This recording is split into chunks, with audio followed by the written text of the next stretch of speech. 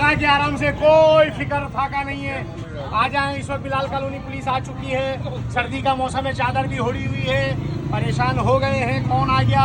और बिलाल कॉलोनी की पुलिस आ गई। अस्सलाम वालेकुम।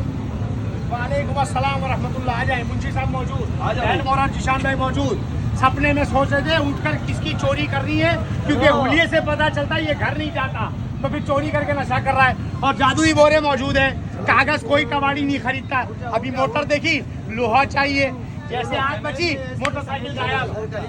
कल आए हैं और हम गंजा करके लेकर जाते हैं। दुनिया में सच्चा कौन ये पता नहीं, लेकिन झूठे सबसे ज्यादा ये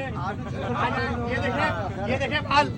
हम तो गंजा करके लेकर जाते हैं, झूठों के पलंदे देखें। आ जाए, आ जाए, बड़ा ग्रैंड ऑपरेशन, ग्रैंड ऑपरेशन। डालो डालो डालो डालो। बड़े